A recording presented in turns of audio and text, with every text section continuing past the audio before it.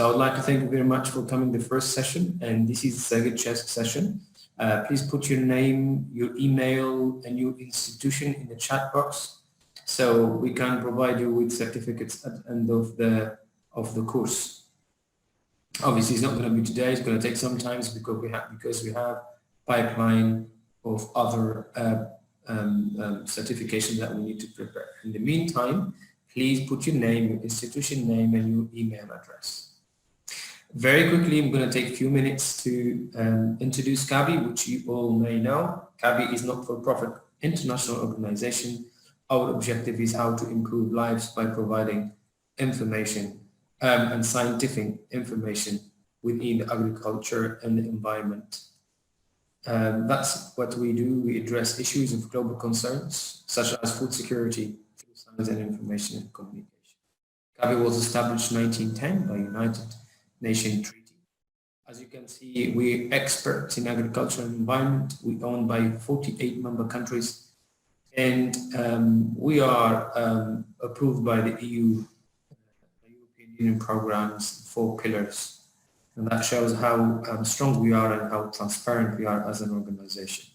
So as you could see, the spread of our offices and workforce around the world, and this is all the member countries. As you also could see, a variety from developed and developing nations, where we believe in exchange of science. Doesn't matter where it comes from, as long as it helps and benefits the international environment. So our work is mainly focused on international development and publishing and microbial services. And within our knowledge and research, we have different types of tools and content. So from horizon scanning tool to plant-wise knowledge bank, compendium, e-learning courses, bioprotection portals, pest risk analysis tools, databases, e-books, print books, and so on. So from the publishing side, we have books, e-books, compendium, and online resources, where most of you as scientists or as teachers do know or use CABI via your institution or via your consortium. And if you don't, please contact your librarian or your institution dean and ask them to be in touch with us if they would like to subscribe to our content. So we publish books as well, in types of ebooks and print books. And we have the CABI Academy as well, which is mainly the online resources. It's an e-learning, which is new in the market for agriculture, competency framework, practitioner certification, and they get deep and broad curriculum, high quality online resources. We also offer webinars if it's needed and face-to-face courses.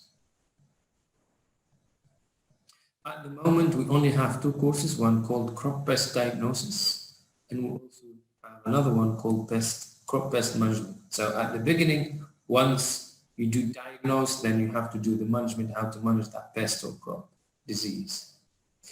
CAB Direct platform, which is mainly journals, but also has conference proceeding, braille literature, and books. And these are the subject areas that we cover: animal science, plant science, forestry, aquatic science, environmental sciences, food science, human science. Very quickly going to go through them. This is sort of example of sub-subjects of animal sciences. And we go some plant sciences and forestry, aquatic sciences, environmental sciences, and this is also some subjects, and food sciences, human sciences, as you can see, and finally tourism. Those are the main subjects and main sub-subjects that we cover in our content. As you could see, the geographic coverage comes from different types of the world. However, you could see the big part comes from Northern Europe, North America, and Europe. Also, we have a huge content from the Middle East. I would like to thank you very much. I tried to be as quick as I can so the presentation is not boring for you. And now I would like to pass the message to, the micro to Dr. Said to finish the second part of our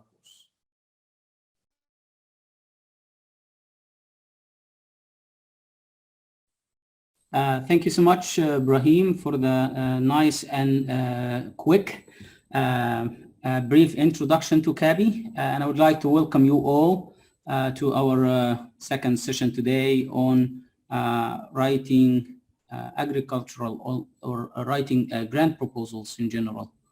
I'm gonna share my screen in a second, and we're good to go.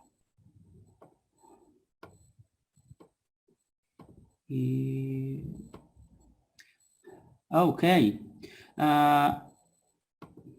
I really want to thank those who have been participating with us in the previous session and are continuing with us today. And I would like to welcome you all and would like to welcome the new participants who are with us here today for the first session for them in this series. So how many of us are participating in this session and were not able to participate in the previous one? Just to get an idea about how deeply I should pay attention to details from previous session. Could we use the chat section maybe to answer the question?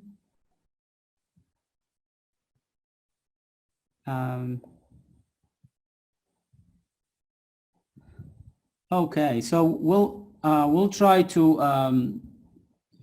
give a little bit of a brief of what we have covered last time, just to make sure that we are following the thread and we are carrying on with the same exact story that we started with last time. So writing grant proposals is a very is a key component for our scientific responsibilities, and it is our gate to get funded, to get graduate students, to be qualified to apply for academic jobs and maybe postdocs if we're not into teaching. So it's a very key component of our scientific career. What we're trying to do in this series is we are trying to break that journey down into smaller stops and break each of those stops down into smaller steps and discuss them in details to make sure that we can navigate that path efficiently and quickly. Today's session is the second. It is going to be focusing on writing a compelling research section. The entire series is four sessions. We started the first one last week with why we should apply for grants or write grant proposals.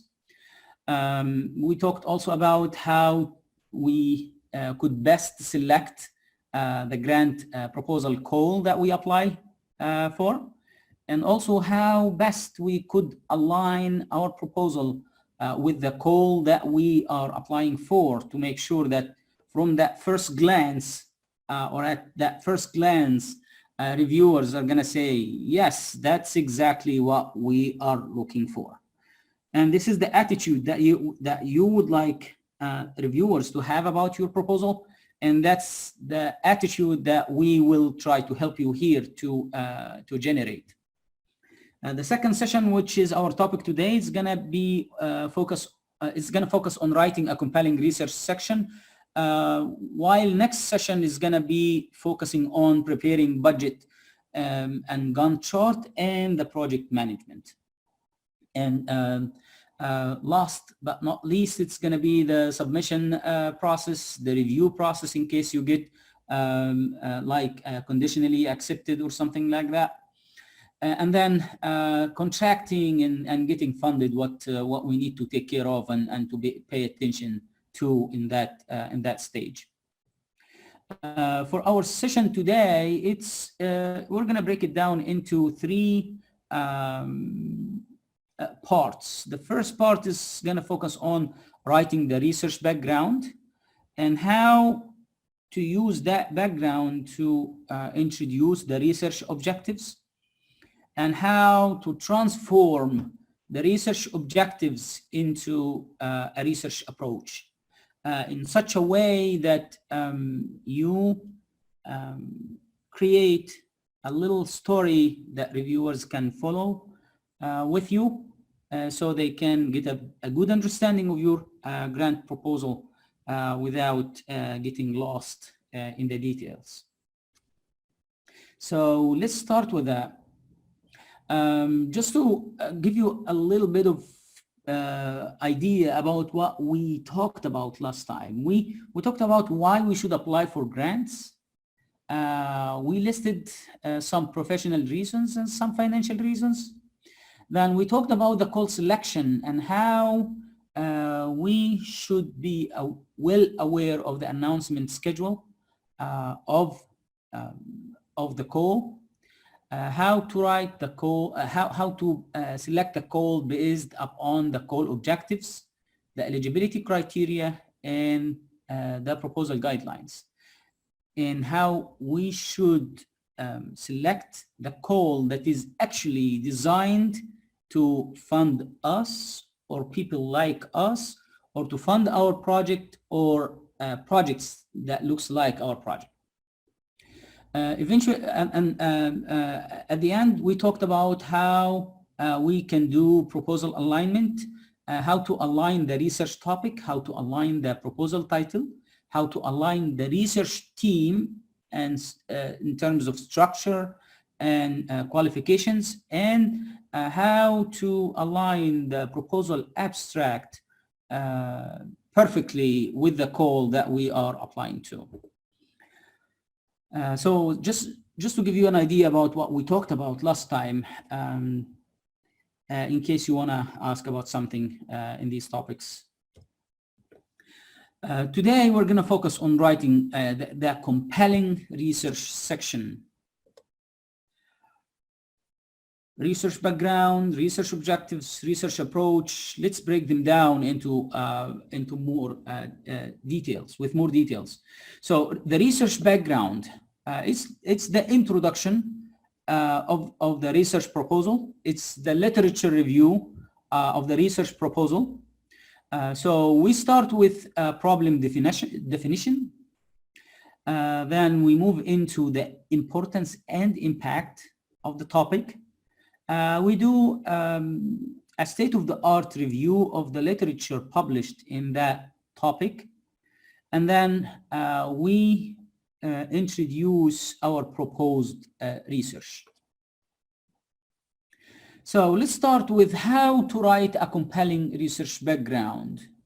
First, we need to define the problem, the research problem. We need to define it appropriately. We need to define it carefully. And also, we need to define it in such a way that is simple enough for non-specialists and effective enough to provide information for diverse selection committees.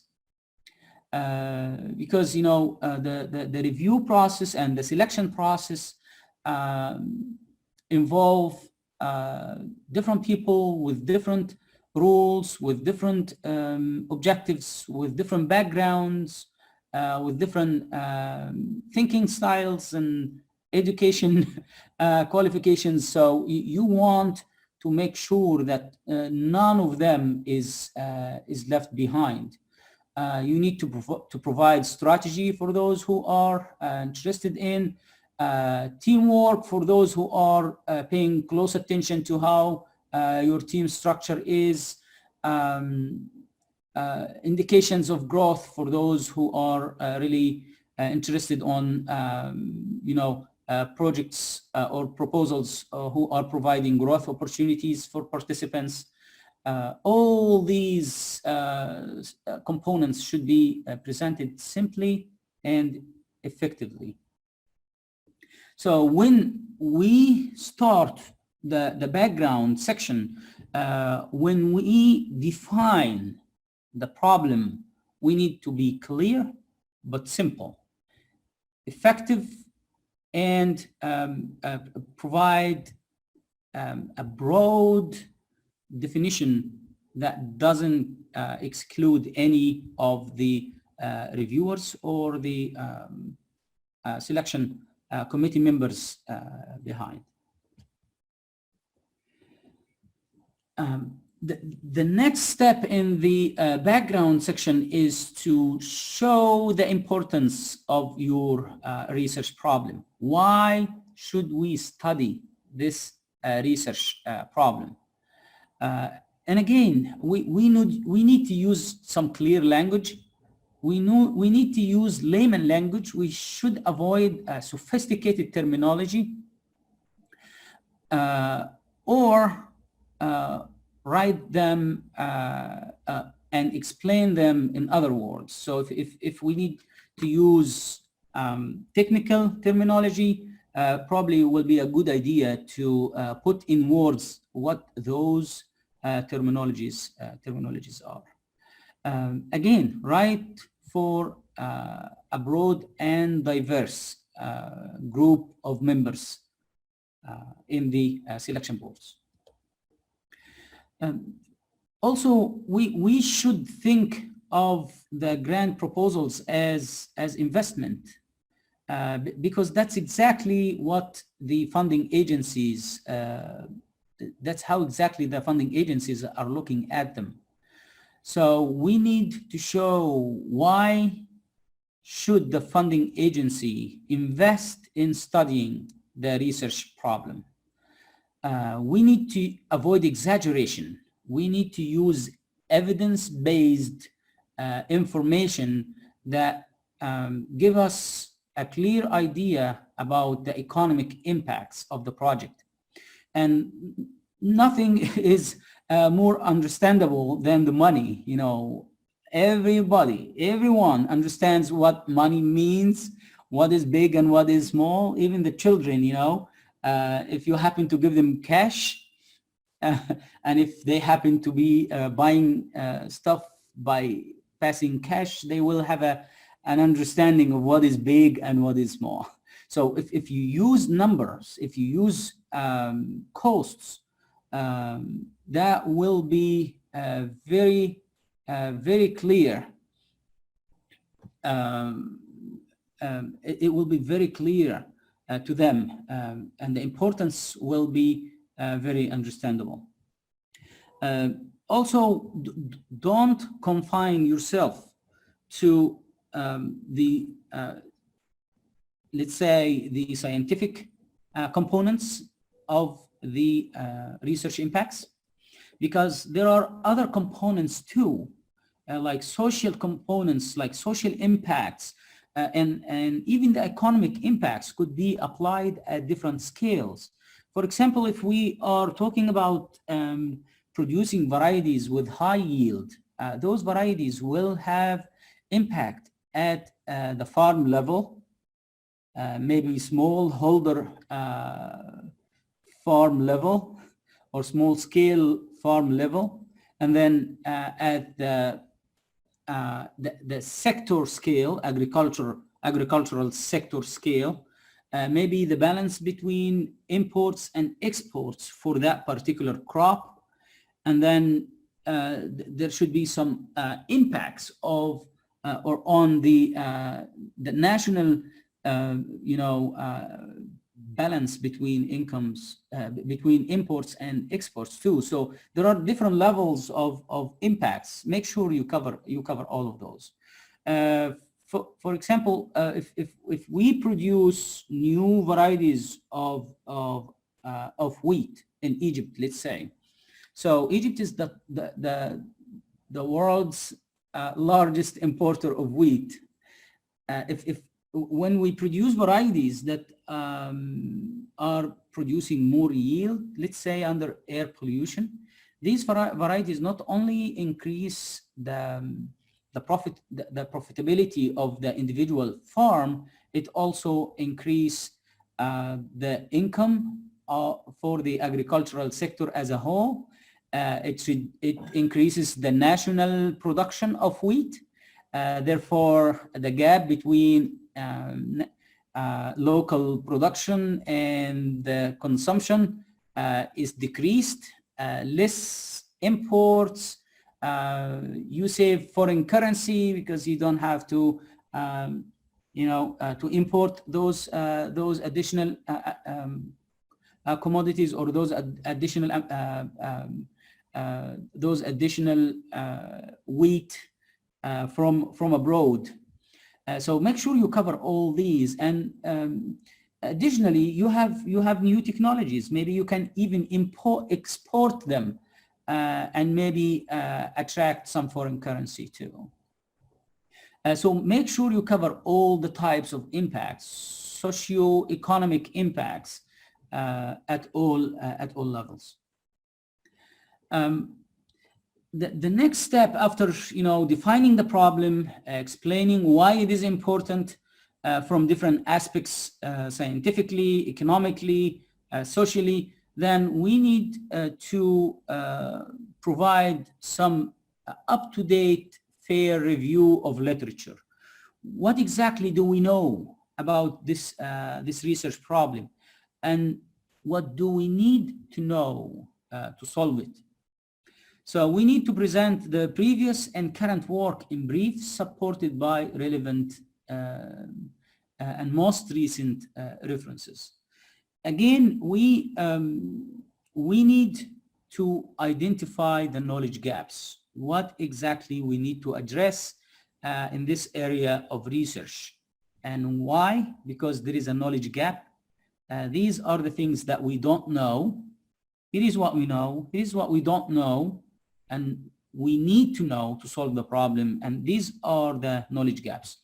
And when identifying knowledge gaps, try to introduce the objectives, saying, okay, here is the first knowledge gap, which could be approached via, and then just a few words to introduce the objectives. The next step is to place the research team as experts in their field. In other words, we need to cover the previous and relevant work, including research, achievements,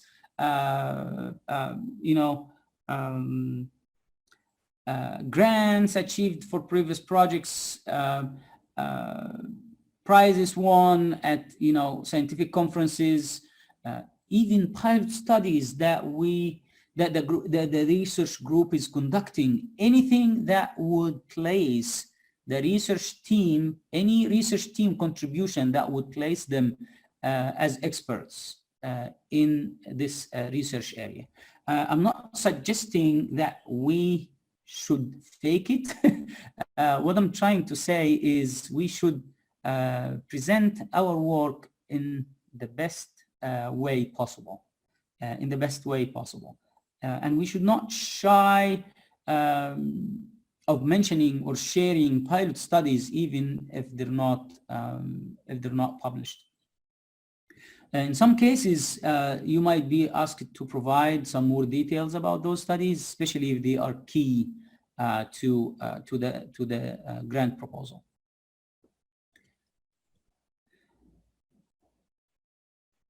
So in the previous step, we answered the question of why this research team in particular should be funded to study this research topic and try to solve this research problem. The next step is why this research proposal in particular. We need to position the proposal within the context of international and national attempts to solve the problem. How far the research proposal is from the edge of what we know about this topic, and how far it's going to take us beyond what we know and what we need to know. We need to show and to identify the added value provided by this grant proposal, and what exactly the breakthroughs that could be achieved by funding this project. In other words, we need to show the nationally and internationally novelty of the research project. So, any question on this part so far? Any question on this part so far? So that's the introduction. So we need to get the reviewers up to speed on what exactly we need to do, what are we proposing, why it is important, and if it is that important, why, if that research problem is that important, why wasn't it solved yet? And we show the knowledge gaps that is preventing us from solving this problem, introducing what we can do to solve it, which is a very good introduction to the objectives. And while writing that, we place the research team in the context to show the reviewing committee and the reviewing and the selection committees that yes, this group is the best group to study this research topic. Okay, it looks like we don't have questions. You guys are such a quiet group. Well, after writing the research background, defining the problem, showing its importance and impacts, different types of impacts, providing some state-of-the-art review of literature, and it should be fair and clear, and then introduce the proposed research, we are ready to list the research objectives. And in this, we're going to talk about the main objectives and the specific objectives. We need to write some captivating research objectives. They should be captivating. They should get the reviewers excited that actually these are very interesting objectives, and it's very interesting that the research team is trying to approach them. So one of the key components for successful projects is they tell a story. They tell a story. So people, when they read them, they don't get lost. They just follow the thread and move on from that first picture of how this problem is big and important and should be funded, all the way to the end, to the impacts and the expected outcomes. And to do so, it's very good to have some sort of redundancy, some sort of good redundancy, as we will see together. So when writing the objectives, we need to align the objectives with the knowledge gaps that we have identified in the background section or the introduction section. Therefore, it is very good to organize the introduction section in such a way that it is logical to readers. So when you transform those knowledge gaps into objectives, the order in which the objectives are matches the order of the knowledge gaps, and both of them makes sense and is logical to readers. Starting with the first knowledge gap, transforming it into the main objective, moving to the next knowledge gap, transforming it to the second research objectives, and so on. That's why it is good to provide few words in following then the identification of the knowledge gap to introduce what exactly we can do. If this let's say research problem is that important, why this knowledge gap is still a knowledge gap now, and what can we do to solve it, and a little bit of introduction, and then use that introduction here to follow up on that brief introduction and again transform it into the main objective. So if we do that logically, knowledge gap 1, knowledge gap 2, knowledge gap 3 in a logical order, turn them into main objective 1, main objective 2, main objective 3 in a logical order, then people are not gonna get lost. They will follow the thread with you very clearly and very easily. For example, if we, you know, wheat is a major crop for global food security, but also it's very sensitive to air pollution. Actually, it's one of the most sensitive crops to air pollution. Although we know that for a long time, we don't have breeding programs to produce wheat varieties that are tolerant to air pollution. Then, okay, now we know that's a problem. We know that's a big problem. And then we know that it has not been solved yet. Why? Then you list the knowledge gaps. We don't know enough about the air pollution tolerance in our breeding programs. That means we need to do screenings to identify tolerant breeding varieties that we could use as parents of future varieties.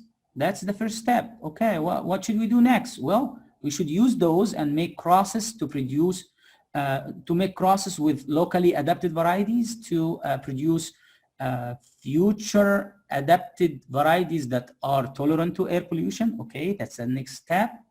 Then we need to evaluate those varieties under local conditions and select those varieties that are combining the local adaptation traits as well as high yield under air pollution. These are the knowledge gaps, and then you transform those into objectives in such a way that they make sense and they are organized in a logical order. The next step is very easy and simple, which is you look at the main objective and then you divide it down into smaller steps, creating or generating some specific objectives. Yes, we need to do screening of varieties to identify tolerant ones. Okay, what type of varieties are we going to screen? Are we breeding varieties for cold areas where we should look into winter wheat, or maybe warm areas where we should look into spring wheat? So the first step is going to be to identify the list of the appropriate genotypes. How are we going to obtain them? How are we going to grow them? And then how we're going to screen them. So these are specific steps that you need to do in order for you to accomplish the main objective. So you just go there and break the main objective down into its smaller steps. Well, we need to cross the varieties with each other. How are we going to cross them? Are we using varieties that are compatible in terms of their environmental requirements? How are we going to provide? Are they flowering at the same stage? And all these specific details that would allow you to achieve the main objective. And by doing so, you're adding more details into your story, but you are keeping it logical and understandable, and you are still telling a story. It's not you're not losing people. You're not losing people there. Any question about writing objectives? Any questions so far about writing objectives?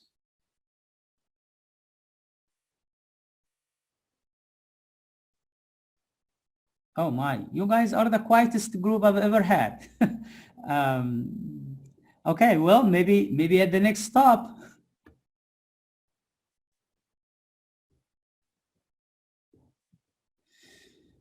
Okay, so now, yes, we identified the problem. We showed it is important. We showed that there is some critical knowledge gaps that are preventing us from solving this problem. And actually, we showed that these knowledge gaps could be addressed. And in fact, the research team is equipped to do so by conducting this proposed research. And it could be simply done by achieving these main objectives, and each of those main objectives could be actually achieved by achieving those very specific objectives. Those specific objectives actually should show two things. First, they should be achievable. Second, they should show that you actually know what you are proposing to do. So you need to provide some balance between too much details that get you into trouble and doing too much commitment, and also showing enough details that show the review committee or the reviewing committee and selection committee that you actually know how to get there, or the research team knows how to get there. After writing some captivating objectives, it's time to show the research committee how you actually is going to approach those objectives and provide the detailed research approach. We need to pass the reviewing committee that this research approach is actually a very interesting one. Yes, it is challenging, but actually the research team is approaching it in a very smart way, using the available resources, and actually they know what they need to get in order to make this research happen. And again, we need to keep and maintain the redundancy and simplicity. We need to follow up onto our story, just provide some more details into it, giving people more understanding of what we actually are trying to do, and try to maintain the same structure. So you most of the research calls, the template will probably require you to provide some statement of research approach, in which you provide some list of research tasks that you are trying to accomplish. So basically, it's a summary of the research approach. It's a transition phase between the objectives and the detailed research approach, where you transform the objectives into tasks or work packages, depending on the structure and the template of the proposal.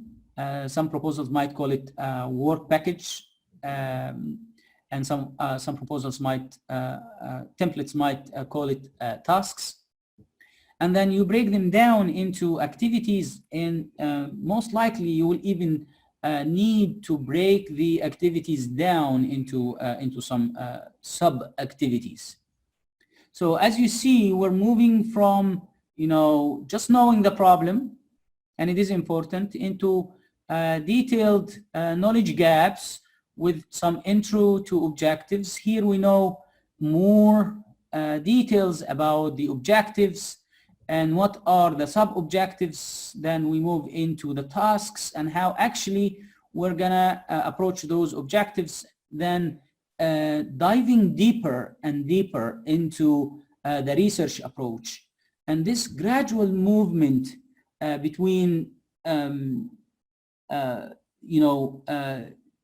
general and very specific details is very important, because it allows the reviewers to maintain their understanding of your research proposal. And that understanding is key, is very important, because reviewers, when they feel they understand your research proposal, they feel they are in control. And when they feel they are in control, they can support your proposal. They can give high grades or high points, high evaluation points to your proposal. But if they don't understand, they will feel that they are insecure. They are going to feel that they are insecure. And when people feel that they are not secure, or they feel they are insecure, they cannot support something that they have doubts about their understanding of.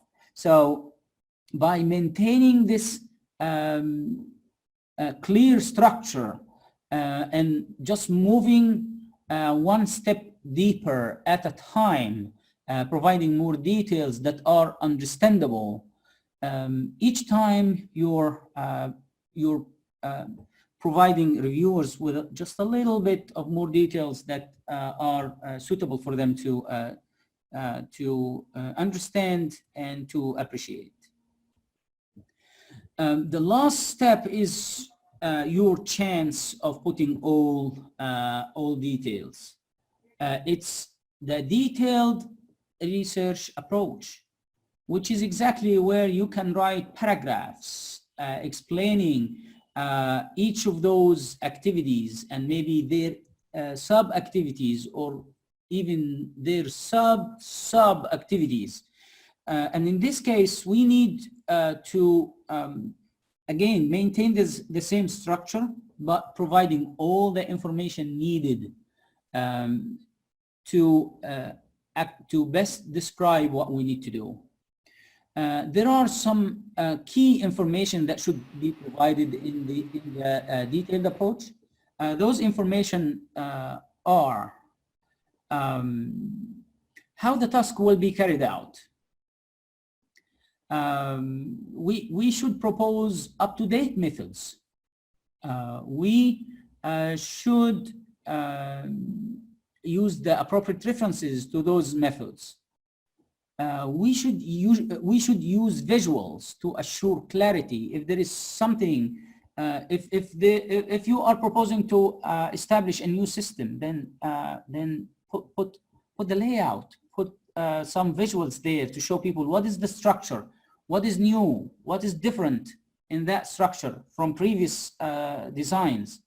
If you yourself needed to draw something to make this to make the detailed approach easier for you to write about, probably that means you need to polish that and put it in the grant proposal. So how will these tasks be carried out? What input do we need to carry out these tasks? What are the available inputs? What actually do we need to buy to carry out those tasks? And that's your first step of justifying, buying instruments, material, and other components that you will be seeking funding from the project to cover. Who's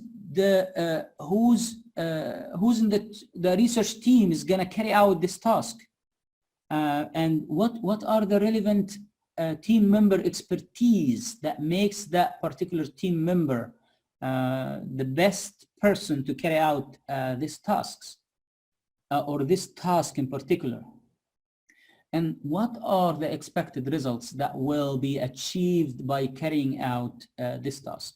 So you need to cover these details in the detailed research approach, and don't forget to point out what are the expected results from accomplishing this task, how these results will contribute to achieving the objective that they are part of, and how will these results help us address the knowledge gap that we initially used as a justification to propose the objective.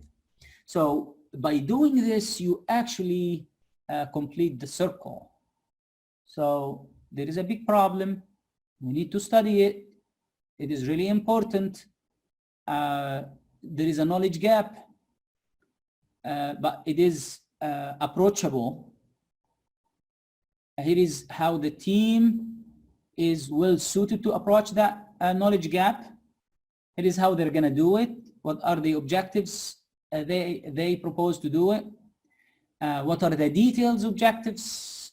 What are the tasks that will need to be carried out to achieve that objective? What are the details? How the task will be carried out? The input, what input do we have? What input we need to buy? Who's going to carry it out? What are the expected results, and how these results complete that circle of ideas. And as you see, by doing so, you're leaving no room for confusion. You're leaving no room for confusion. Everything is clear all the way from the beginning to the end. Sorry, any question on this part? Any question on this part?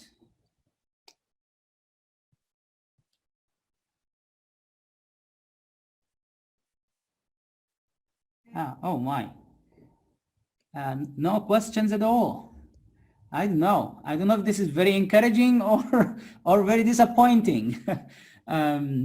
Okay, so these are the topics that we wanted to cover together today.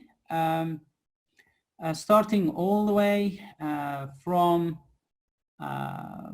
identifying the problem, writing the state of the art of literature review, and the proposed research, main objectives, how to extract them from the research background, how to split them down into specific objectives, how to put the research approach, the summary of the research approach, and the details of the research approach that we need to do we need to provide to address all those components, and to make progress in this very important problem that we chose for our research project. Any question? Any question? Okay. Any comment? Oh, you guys are the quietest group I have ever had. Well, with that, I really thank you all so much for your attention and for being with us today. So next time we're gonna talk in more details about the writing well-calculated budget, the Gantt chart, and the timeline for the research project, and also the management plan, and how are we going to put all the pieces together in such a way that we show the reviewing committee that we actually have a plan for carrying out our research, and it is a well thought plan. So we're going to talk about the characteristics of well thought plans for grant proposals. Given that you guys don't have any questions for me, I really thank you all so much, and I hope to meet you all in the next session.